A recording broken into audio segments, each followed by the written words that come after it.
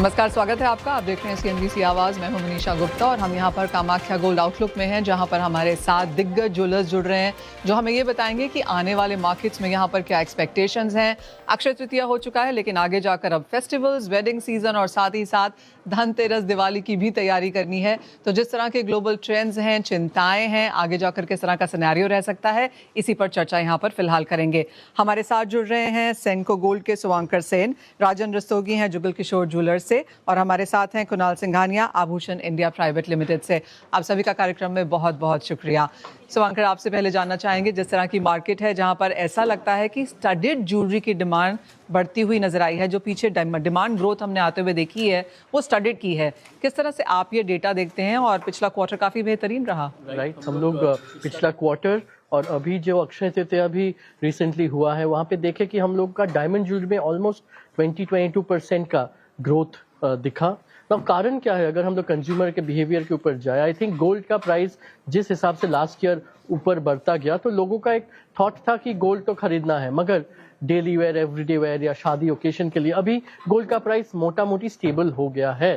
तो अभी एक इन टर्म्स ऑफ सब्स्टिट्यूशन कि चलो गोल्ड का प्राइस ऊपर है तो डायमंड ज्वेलरी 14 कैरेट में, 9 कैरेट में वो बहुत अच्छे तरीके से कंज्यूमर्स लेना चालू कर दिया।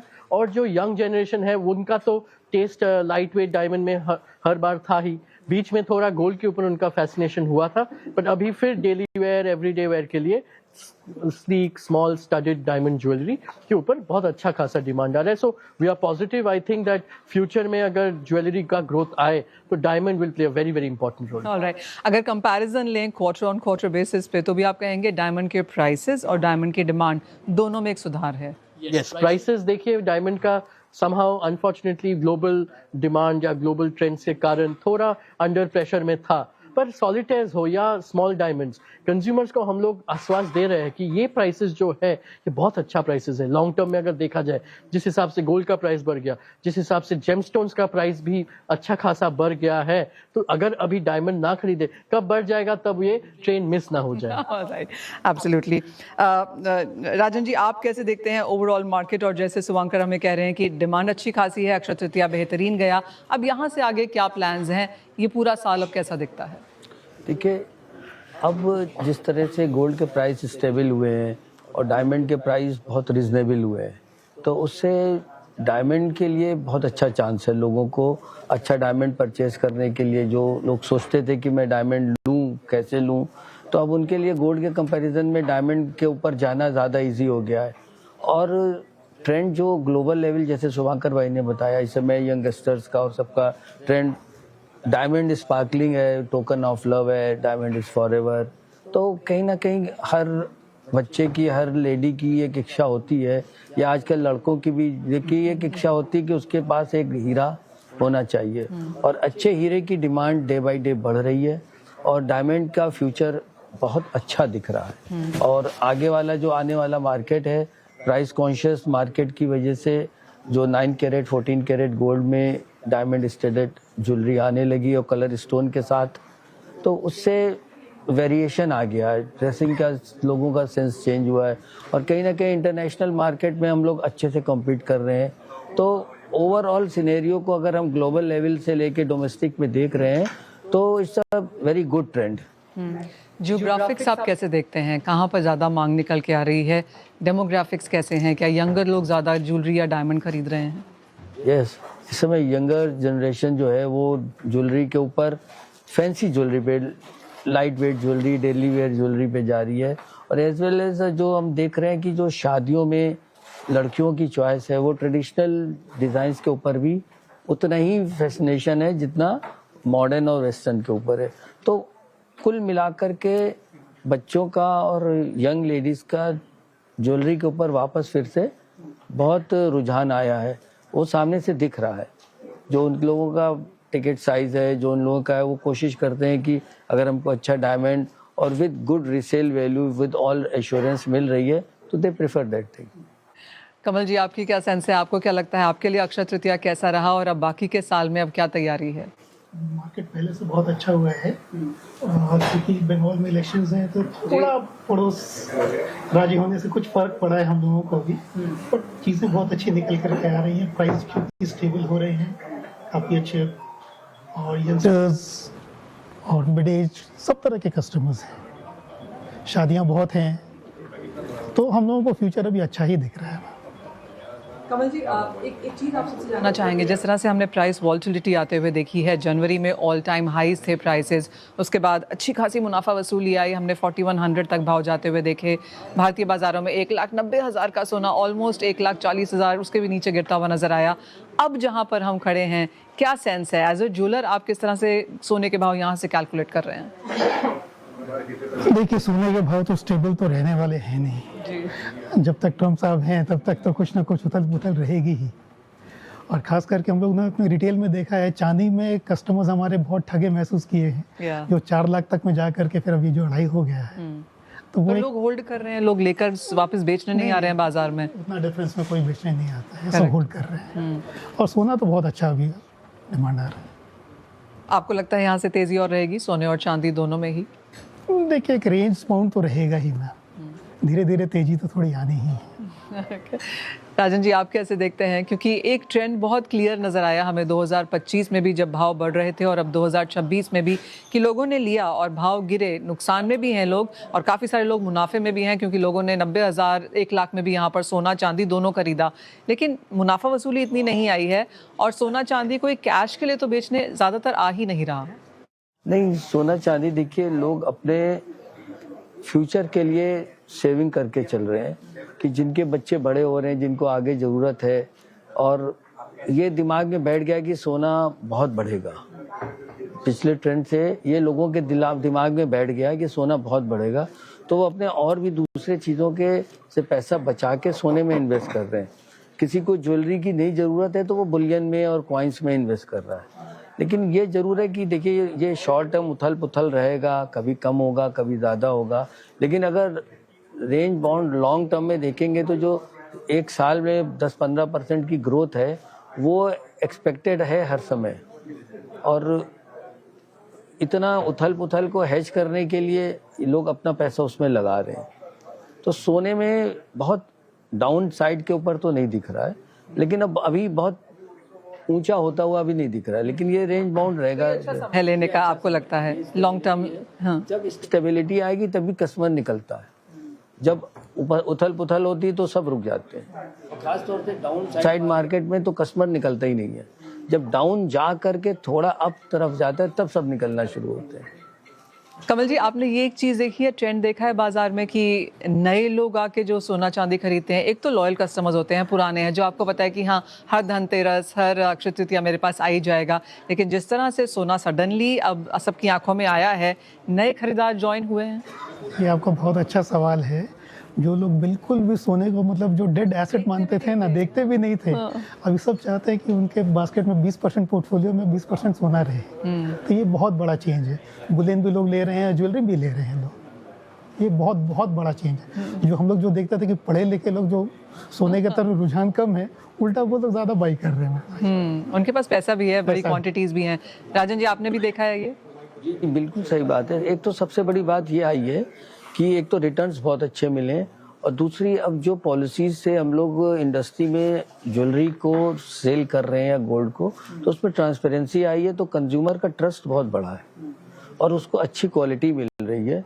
और जितने भी जिम्मेदार ज्वेलर्स हैं वो खास तौर से ये ध्यान रखते हैं कि चाहे डायमंड हो, चाहे गोल्ड हो, चाहे सिल्वर हो, तो वो एकदम ऑथेंटिक चीज़ मिले और कस्टमर को फुल कॉन्फिडेंस से रहे कि उसका पैसा उसमें सेफ है। तो इसमें गवर्नमेंट का भी बहुत अच्छा वो प्रयास रहा है और पूरी ज्वेलरी इंडस्ट्री ने उसको सपोर्ट किया है। तो इसके बहुत अच्छे रिजल्ट्स आ रहे हैं। इसीलिए आप देखिए कि हर शहर में नए नए शोरूम्स खुलते ही जा रहे हैं। तो ये ट्रस्ट है लोगों का। अंकर, आप कैसे देखते हैं मार्केट यहाँ पर चेंज होता हुआ, नए लोग आना, यंगर लोग आना, परचेजिंग पावर, सेल्फ परचेज?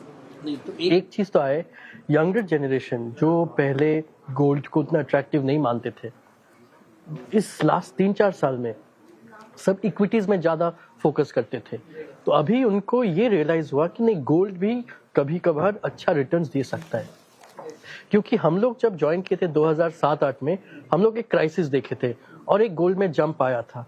वो 10 साल तक उसका सेंटिमेंट से चला, बट अभी ये जो ऑलमोस्ट 15 से 20 साल क्रॉस हो गया 2007, so this is a new generation who has come, उनके लिए ये क्राइसिस देखना, गोल्ड में जंप होना इम्पोर्टेंट था, तो उनका फेथ किसके ऊपर बढ़ा, इसीलिए यस मे बी वो लोग 9 कैरेट 14 कैरेट खरीद रहे हैं डायमंड ज्वेलरी में, या तो प्लेन गोल्ड भी ले रहे हैं, इन कॉइन्स एंड बार्स ले रहे हैं, मगर उनको मालूम है कि गोल्ड जो मैं ले रहा हूँ ये लॉन्ग टर्म में मेरे लिए सेविंग्स के तौर पे काम करेगा, so that is a very good thing. Other than that yes, जो HNIs थे वो लोग पहले बहुत सारे इन्वेस्टमेंट करते थे, रियल एस्टेट और बहुत सारे चीज, we can actually feel that नहीं, अभी अच्छा खासा उनका इंटरेस्ट है गोल्ड सिल्वर कमोडिटीज में भी इन्वेस्ट करके रखना। तो आई थिंक जैसे सर ने बताया कि बहुत सारे ऑल ओवर द कंट्री में नए नए स्टोर्स ओपन हो रहे हैं, नए नए ज्वेलर्स कर रहे हैं, फ्रेंचाइजीज ग्रो कर रहे हैं स्मॉलर टाउन्स में, तो ये एक अच्छा अपॉर्चुनिटी आई थिंक बिजनेस के लिए हो रहा है। आप शिवांकर, अगर हम ओवरऑल जैसी मार्केट है फिलहाल यहाँ पर, और ऑफ कोर्स स्टोर एक्सपेंशंस की बात हम यहाँ पर करेंगे, लेकिन जहाँ तक शेल्फ एक्सपेंशंस की बात है, क्या जूलर्स ने भी यहाँ पर कॉइन्स बार्स रखना शुरू किया? बिकॉज एक इन्वेस्टमेंट डिमांड में हमने ग्रोथ आते हुए देखी। देखिए I think jewellers coins and bars always रखता था, बट अभी उतना फ्रंट में आके बेचने में उतना इंटरेस्ट नहीं लेते थे, तो अभी तो डिमांड कस्टमर के तरफ से आ रहा है। तो I think on an average हर एक ज्वेलरी कंपनी में 8 से 10% मिनिमम कॉइन्स एंड बार्स का सेल तो हो ही रहा है। जो पहले कितना था? पहले 4-5% से ज्यादा नहीं था, वो डबल हो गया। I think we all should agree in that way. तो उस हिसाब से वो रखना इम्पोर्टेंट है, क्योंकि लोग को ऐसा है कि अभी प्राइस नीचे आ गया तो अभी खरीद ले, मे बी वो ज्वेलरी बाद में खरीदेंगे, मे बी बेटी का शादी 3-4 साल बाद है तो अभी ज्वेलरी नहीं खरीद के कॉइन्स एंड बार्स खरीद के, ऐसे करके बहुत तरीके से लोग आ रहे हैं और सेविंग्स के तौर पे खरीद रहे हैं। ऑलराइट, वेल ये तो बात हुई फिलहाल के मार्केट ट्रेंड्स की, लेकिन एक छोटे से ब्रेक के लिए रुकेंगे। जब लौटेंगे तो जानेंगे, जैसे बात की स्टोर एक्सपेंशंस की, नए इनोवेशंस क्या हैं, क्या डिजाइन्स हैं, कस्टमर यहाँ पर कितना स्मार्ट है, उसको डील करने के लिए बिस्पोक चाहिए, कस्टमाइज चाहिए, स्टैंडर्डाइजेशन चाहिए, इन सब डिटेल्स पर बात करेंगे इस ब्रेक के बाद।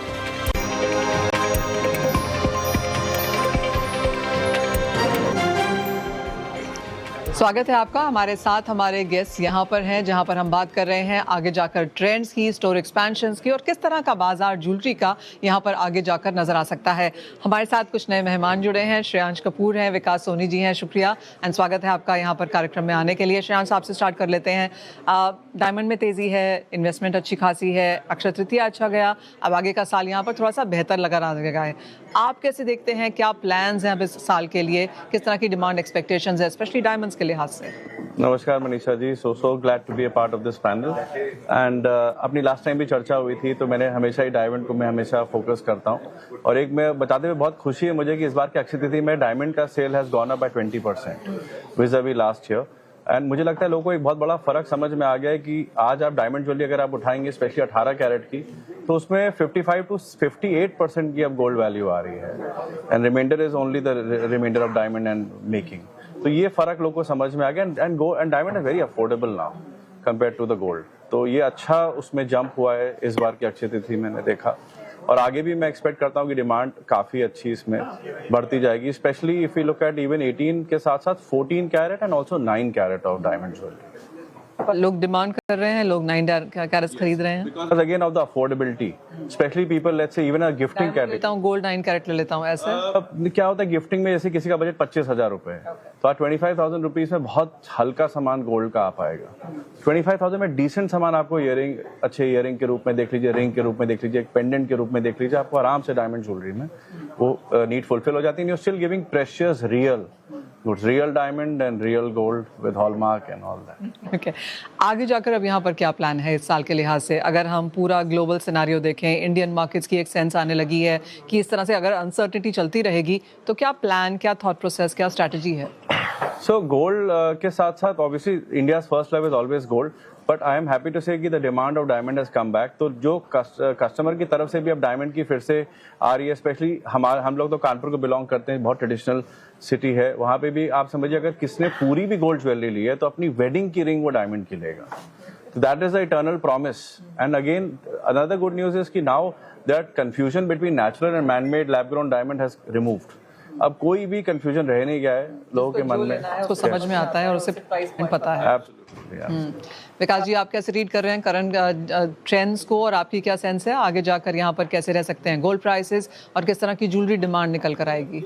नमस्ते Manisha ji, thank you for और giving the opportunity to speak on this show.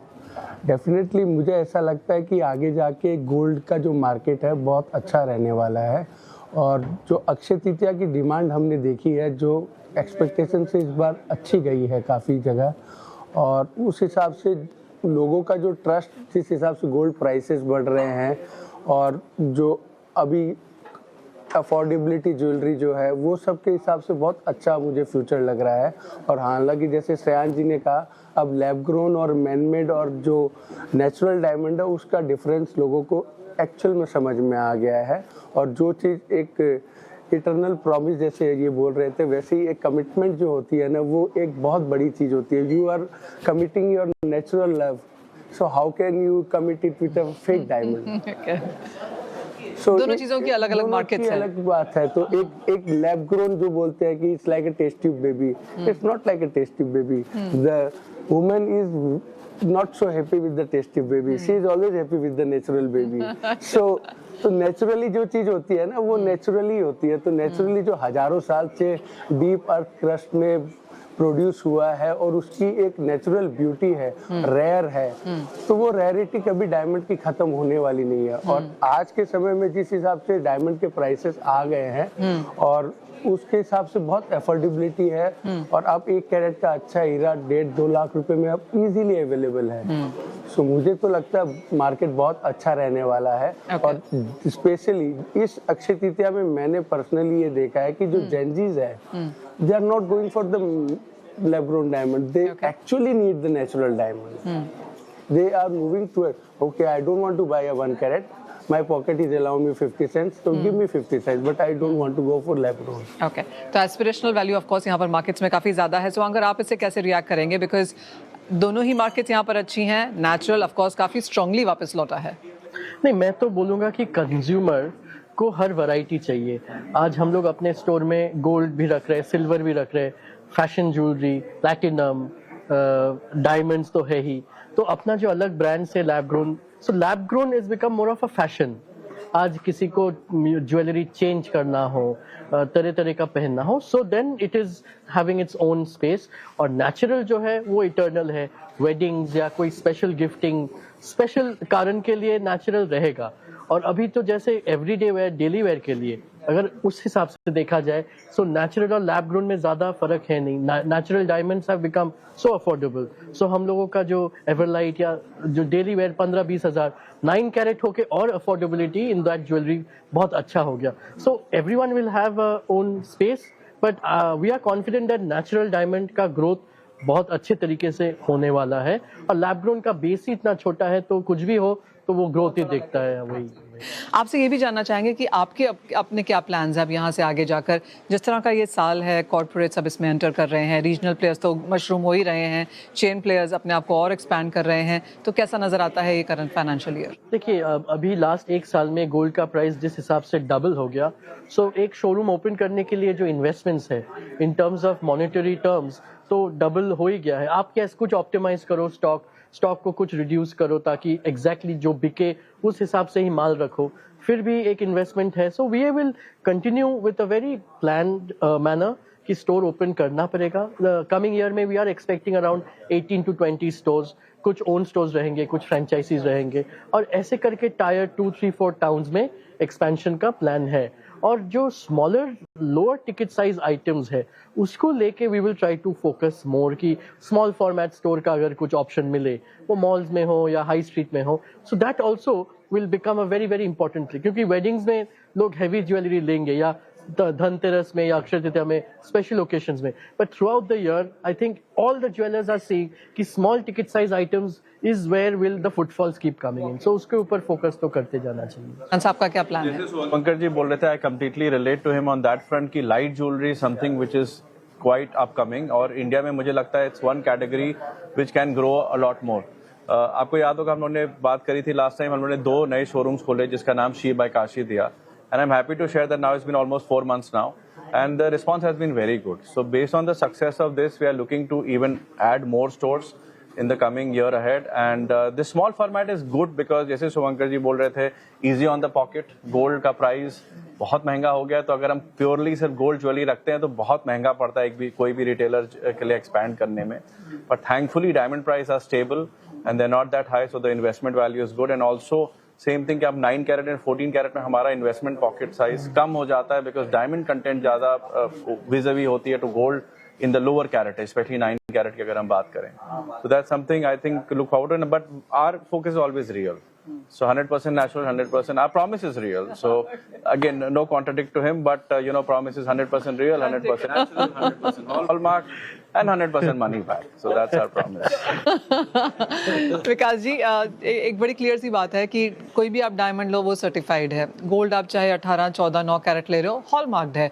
तो क्लियरली वैल्यू फॉर मनी सामने वाले को in sense of trust and certification सही बैठती है. ये एक चीज काम कर रही है. डेफिनेटली हॉलमार्क की वजह से जब गवर्नमेंट ने 22 के बाद 18 के बाद में फिर 14 और 9 कैरेट जब हॉलमार्किंग का परमिशन दिया, तो लोगों को एक ट्रस्ट है कि what I am buying and that I am What I'm getting. So definitely उसमें कोई प्रॉब्लम नहीं है अब. और सर्टिफाइड डायमंड्स होने से तो वैसे भी कहीं कोई दिक्कत नहीं है. हालांकि डायमंड में एक रहता है कि भाई आज की डेट में कि जो लैब ग्रोन की तरफ जो रुझान था वो हमें भी एक्चुअली 3 साल पहले थोड़ा डर लग रहा था, बट आज की डेट में मैं कॉन्फिडेंट हूँ. अब वो डर नहीं है. अब वो नहीं है कि नहीं आपके कस्टमर्स लैब ग्रोन लेने नहीं चले गए, आपके कस्टमर्स हमारे कस्टमर 100% नेचुरल ही ले रहे हैं वो. और दूसरी चीज है ना, अभी जो काफ़ी हमने प्रोडक्ट में इनोवेशन देख रहे हैं इंडस्ट्री में, लाइक इलेक्ट्रोफॉर्मिंग के बहुत अच्छे लाइट वेट के बहुत ब्यूटीफुल प्रोडक्ट्स आ रहे हैं. पेपर कास्टिंग, जो प्रोडक्ट हम पहले एक जेंट्स रिंग 6 ग्राम 7 ग्राम 5 ग्राम में बन रही थी, वो अब 3 ग्राम 2 ग्राम 1.5 ग्राम में पेपर कास्ट. तो टेक्नोलॉजी का इंडस्ट्री में बहुत बड़ा रोल आ गया है, और सेम लुक में वो half of the weight they can buy. So इसकी वजह से काफ़ी मतलब अभी कस्टमर हैप्पी भी हैं. तो जो गिफ्टिंग सेगमेंट है और जो अफोर्डेबिलिटी वाली ज्वेलरी है, हालांकि जरूरी नहीं है कि आपको कैरेट ही लो लेना है, आप लाइट वेट में भी अच्छी स्ट्रेंथ के साथ काफ़ी अच्छे अलॉयस आ गए हैं जिसकी वजह से प्रोडक्ट में स्ट्रेंथ रहती है, तो उसकी भी काफ़ी डेवलपमेंट हो रही है ज्वेलरी में. मेरे पास लास्ट 30 सेकेंड्स हैं, जानना चाहूंगी आपको क्या लगता है गोल्ड प्राइसेस कहाँ जा रहे हैं? मुझे एक अच्छा करेक्शन दिख रहा है. Okay. और उसके बाद फिर नया हाई दिख रहा है. 1,20,000, 1,10,000, 1,25 से नीचे मुझे गोल्ड नहीं दिख रहा है. Okay. और उसके बाद मुझे एक नया हाई भी दिख रहा है. कुछ सेंस? मैं अगर थोड़ा लंबा प्रेडिक्शन करूं दिवाली तक, तो I am very positive in this. I think 175 अगली दिवाली तक. Yes, it's a while, it's अभी दूर है Diwali, but yeah. So you want to stick your neck out on this? No, I think that 7-8% to 10% downside and 20% upside from the current levels. So up down होता रहेगा. Maybe उनका भी prediction सही हो. 1,30,000-1,35,000 तक तो कभी भी जा सकता है, और अपसाइड में 1,80,000-85,000 तक भी ये साल में देखे तो आई वोंट बी सरप्राइज. कुछ करेक्शन आ सकती है, लेकिन आगे जाकर लंबी तेजी ही है. चलिए नीचे से. ऑलराइट, विकास जी, श्रेयांश सुगांकर, बहुत शुक्रिया साथ जुड़ने के लिए. वेल, इसी के साथ फिलहाल हमारे पास इतना ही समय है, लेकिन आप बने रहिए CNBC आवाज़ पर.